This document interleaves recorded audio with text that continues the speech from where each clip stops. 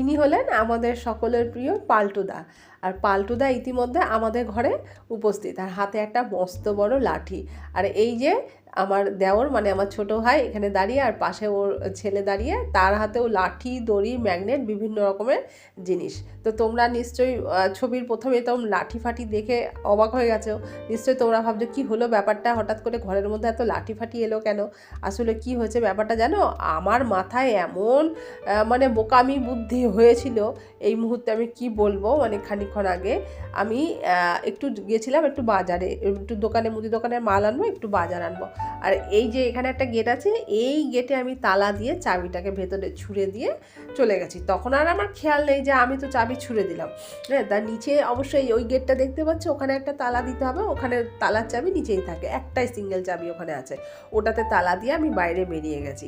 এবার দোকান থেকে ফিরে এসেছি বাজার থেকে, এখন এখান দিয়ে ঢুকে ব্যাস এইবার আমি ভাবছি এই গেট দিয়ে আমি কি করে ঘরে ঢুকবো, আমি তো তালা দিয়ে চাবি ওখানে ছুঁড়ে দিয়ে গেছি। তারপরে আমি তো নিজে অনেকক্ষণ চেষ্টা করেছি, দড়ি ঠড়ি এনে, লাঠি ফাটি এনে, কিছুতেই আমি পারছি না। এদিকে রূপুর বাবা তো বাড়িতে নেই, ও বেরিয়ে গেছে কাজে, রূপুও কলেজে চলে গেছে, আমার ছেলেও গেছে গিয়ে স্কুলে। আসলে হয়েছেটা কি, আমাদের সবসময় অভ্যেস, রূপু তো ঘরে থাকে, এই গেটে তালা দিয়ে আমি চাবিটাকে ছুঁড়ে দিয়ে যায়, এলে পরে তারপরে রূপু খুলে দেয়। তো আজকে সেইটা আমার আর মাথায় নেই। আর এর মধ্যে আবার বেরোবো, তখন রূপসার বাবা ফোন করেছে, বলছে যে গাড়ি ধরতে হবে মাল নিয়ে। ওই যে টুল দেখছো, টুলের নিচে চলে গেছে চাবি। সে এবারে আমি বলছি যে আমি দোকানে যাব, বাজারে যাব, কখন এসে ঘরে রান্নাবান্না করব। হ্যাঁ, তো সেই মুহূর্তে আমি আর মাথায় খেলেনি, আমি এখানে তালা দিয়ে চাবিটাকে ছুঁড়ে দিয়ে চলে গেছি। এই যে ছোটো ভাই প্যাকেটের মধ্যে ম্যাগনেটটাকে ভরে লাঠি দিয়ে ঠেলে তবে চাবির কাছে ম্যাগনেটটাকে পাঠায়, তারপরে আমার চাবি পায়। এই দেখো, দেখেছো, এইভাবে ম্যাগনেটের মধ্যে ভরে দড়ি দিয়ে বেঁধেছে। এই যে আমার সেই সংসারের বিখ্যাত চাবি, এত কীর্তি করে তবে চাবিটা আনতে পারলাম। এবারে ওরা সবাই যার যার ঘরে চলে গেছে। এই যে এই বড় বড় লাঠিগুলো আমি প্রথমে নিয়ে এসেছিলাম, এইবারে দেখো লাঠিগুলো আমি সব বার করছি। আমার মাথায় এমন মানে বুদ্ধিহীন হয়ে গেছে, আমি তো চাবি পেয়েই গেছি, তালাটা খুললেই তো আমি লাঠিগুলো বার করতে পারি, আমি সেটাকে না করে দেখো এই গ্রিলের ফাঁক দিয়ে লাঠি ফাঠি বার করছি। এবার কি বার করতে পারছি না, পরে হঠাৎ মনে পড়লো আরে আমি তো চাবিটা পেয়েই গেছি, গেটটা খুললেই তো হয়। আর এই চাবিটা দিয়ে গেটটা যে খুলবো, এই বুদ্ধিটা আমার মাথাতে তখন আসেনি। কখন এসেছে জানো, যখন আমি ছোট ছোট লাঠিগুলো মোটামুটি বার করে ফেলেছি, তারপরে যখন ওই মস্ত বড় লাঠি যেটা পাল্টুদার হাতে ছিল, সেই লাঠিটা যখন বার করব, তখন কিছুতেই বার করতে পারছি না লাঠিটা। আমি তখন দাঁড়িয়ে দাঁড়িয়ে ভাবছি এটা এখন আমি বার করব কি করে, ওরা ঢোকালো কি করে লাঠিটাকে এই ওপরে, তাহলে ওরা যদি ওপরে তুলতে পারলো লাঠিটা, তাহলে এখন আমি নামাতে কেন পারছি না। তারপরে দাঁড়িয়ে দাঁড়িয়ে ভাবতে ভাবতে তখন আমার মাথায় এলো, ও আমি তো চাবিটা পেয়েই গেছি হাতে, আমি তো গেটের তালাটা খুললেই তো লাঠিটা বার করতে সুবিধা হয়। মানে কি বলবো, আমার মাথাতে যে কি হয়েছিল তখন, কিছুই মানে মাথা কাজ করছে না আমার, এতই বোকা হয়ে গেছিলাম। আর এই যে পাবদা মাছটা ভাজাভুজি করছি, রান্নাটা করব পাবদা মাছ।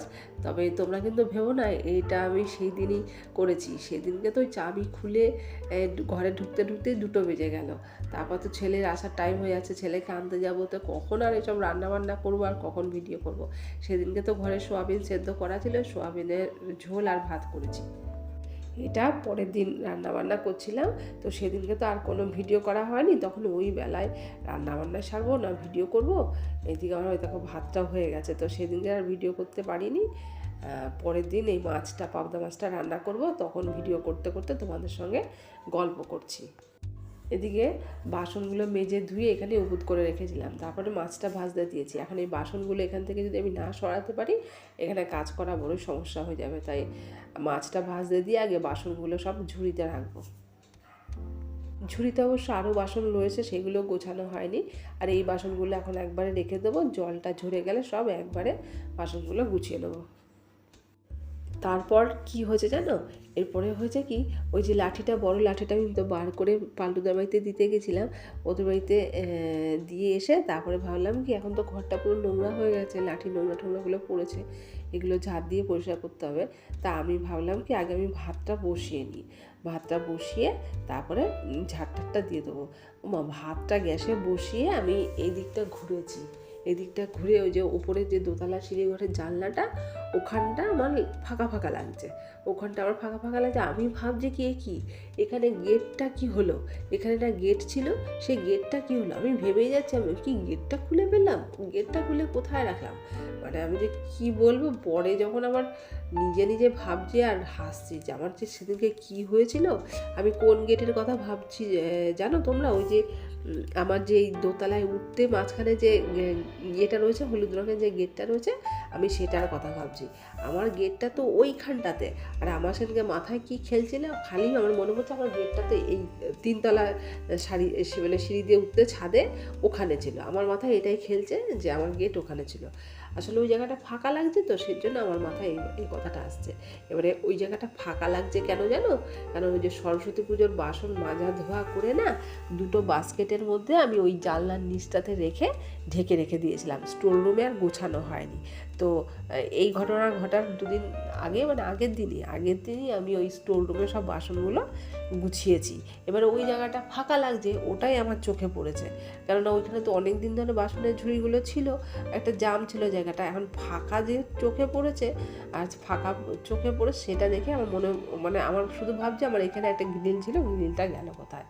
মানে আমার যে মাথায় সেদিনকে কি হয়েছিল কি বলবো।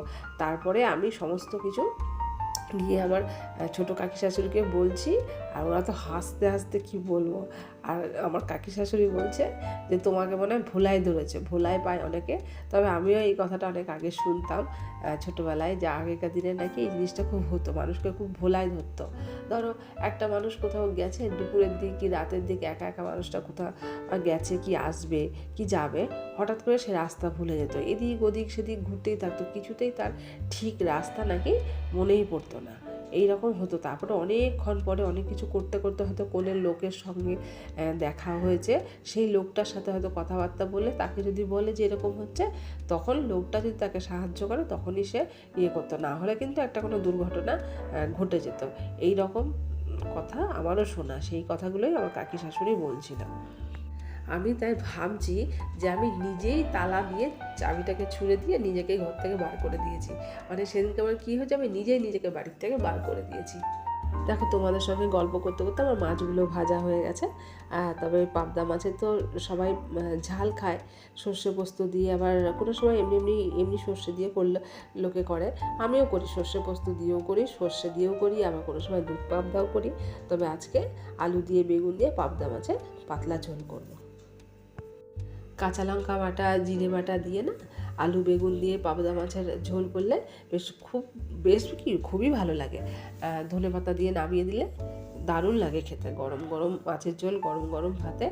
আলু বেগুনটা একটুখানি কষানো হয়ে গেছে, এবার একটুখানি টমেটোর টুকরো কয়েকটা দিয়ে দিলাম। আর এবার টমেটোর ওপরে দিয়ে দেবো একটু লবণটা দিয়ে গ্যাসটাকে একটু কমিয়ে রাখবো, না হলে না টমেটোটা ভালো সেদ্ধ হতে চাইবে না।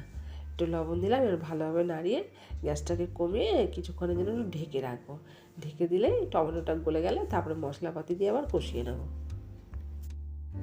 এটা একটুখানি ঢেকে দিলাম, ঢাকা থাক, ততক্ষণ ওদিকে মশলাপাতিটা একটু রেডি করি। আর এখানে না আমি মগে গরম জল বসিয়ে দিয়েছি, মাছের ঝোলে জল দিতে হবে তো, ফ্লাক্সের জলটা শেষ হয়ে গেছে, তাই আবার একটু জল গরম করে নিলাম। আর এবার একটুখানি মশলাটা রেডি করব। আমি তো কাঁচা লঙ্কা আদা বেটে রেখে দিই ফ্রিজে, সেই কাঁচা লঙ্কা বাটাটা থেকে এইটুখানি কাঁচা লঙ্কা আছে, এটা আমি এই বাটিটাই মশলাটা একটু গুলে রেডি করে নেব। কাঁচা লঙ্কা বাটার মধ্যে লবণ দিয়ে দিলাম, এবার একটুখানি দেবো হলুদ, দেবো একটু জিরের গুঁড়ো। তবে এতে কিন্তু আদা বাটা আমি দিইনি, এটা শুধুই কাঁচা লঙ্কা বাটা। একটু কালারের জন্য দেবো কাশ্মীরি লঙ্কার গুঁড়ো। কাশ্মীরি লঙ্কার গুঁড়ো মাছের ঝোলে মাংসের ঝোলে দিলে না খুব সুন্দর কালারটা আসে, বেশ ভালো লাগে দেখতে। এবার ফ্লাক্সেও আমার একটুখানি গরম জল আছে, সেই জলটা দিয়েই মশলাটাকে গুলে নেব। মশলাটা রেডি হয়ে গেল, এবার এইটাকে একটু কিছুক্ষণ ঢেকে রাখবো। ঢেকে রাখলে কি মশলার গন্ধটা ভালো থাকবে। এদিকে টমেটো নরম হয়ে গেছে, এবার মশলাটা দিয়ে ভালোভাবে আলু বেগুন টমেটো একসঙ্গে মশলার সঙ্গে কষিয়ে নেব। সবজিটার সঙ্গে মশলাটাকে ভালোভাবে মিশিয়ে নিয়েছি। এবার একটু তো কিছুক্ষণ নাড়লাম, এবার একটু সময়ের জন্য ঢেকে রাখবো, তাহলে এই মশলার গন্ধটা ভালো থাকবে। কে তোমরা আমার মতন করে পাবদা মাছের ঝোল খাও কমেন্টে জানাবে তো। আমাদের ঘরে কিন্তু পাবদা মাছের ঝোল করলেও সবাই খুব ভালো খায়। আর তোমাদের সঙ্গে গল্প করতে করতে মশলাটাও কষানো হয়ে গেছে। এবার এটাকে পরিমাণ মতন গরম জল দিয়ে দেবো, কেননা সব সময় না সর্ষে পোস্ত দিয়ে খাওয়া সম্ভব হয় না, সবসময় পেটেরও সমস্যা থাকে কোনো সময়। আর পোস্তটা তো ভালো জিনিস, পোস্ত তো পেট ঠান্ডা রাখে, কিন্তু সর্ষেটা তো সবসময় খাওয়া যায় না, গ্যাস অম্বলের সমস্যা হয়। ওই জন্য মাঝে মধ্যে এইভাবে ঝোলও করি। আর এখন শীতকাল তো টমেটো আছে ভালো, ধনে পাতা আছে, তো এইসব দিয়ে ঝোল করলে দারুণ লাগে খেতে। ঝোলটা ফুটে উঠেছে, এবার মাছগুলো দিয়ে দিই সব তাড়াতাড়ি।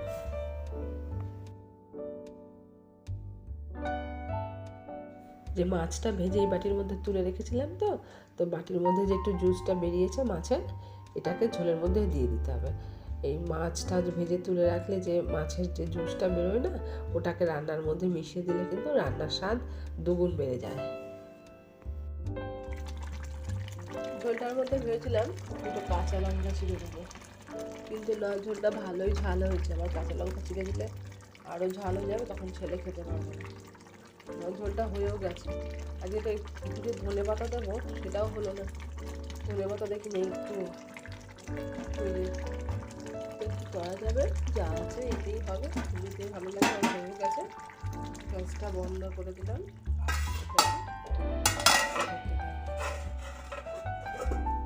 মাছের ঝোল রেডি।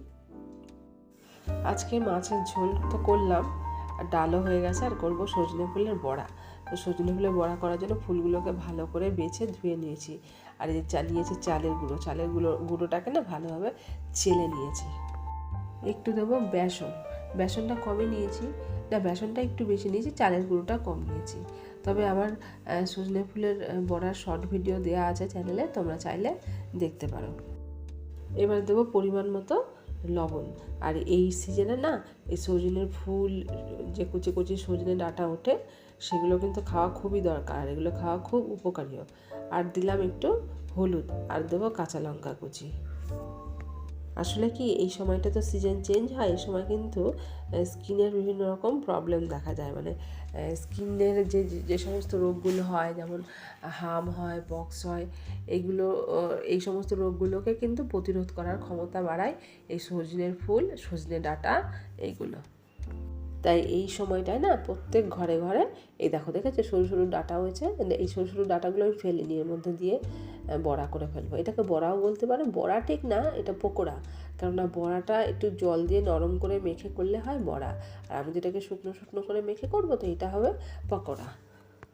হ্যাঁ, যেটা বলছিলাম, তাই এই সময়টা না প্রত্যেক ঘরে ঘরে কিন্তু এই সজনে ফুলের ডাঁটা এগুলো কিন্তু রান্না করা উচিত, আর সবারই এগুলো খাওয়া উচিত। যারা খেতে পছন্দ করো না তাদেরকে আমি বলছি তোমরা কিন্তু এগুলো খেও, তো অবশ্যই খেও। সজনে ফুলের এভাবে বড়া বা পকোড়া করে খাবে, দারুণ খেতে। ঘরের বাচ্চা কাচ্চাদেরকে তো অতি অবশ্যই খাওয়ানো দরকার। আর আমার ছেলেমেয়েরা কিন্তু বলতে হয় না, আমার ছেলেমেয়েরা খুব ভালো খায় এই সমস্ত জিনিস। ছেলেটাকে আমি দেখেছি এর আগের বছরও এসব খেত না, এবছর দেখি আবার বেশ ভালো খাচ্ছে, চেয়ে নিচ্ছে, মা দাও তো, একটা দিলে বলে আরেকটা দাও তো, আরেকটা দিলে আবার আরেকটা দাও তো, খুব মজা লাগছে। বলে কি আবার নিজেও বলে, মা আমি তো এগুলো খেতাম না, এখন কি ভালো লাগছে খেতে। তবে আরেকটা জিনিস কি জানো তো, সজনে ফুল আর সজনে ডাঁটার চাইতেও কিন্তু বেশি উপকারী সজনের পাতা।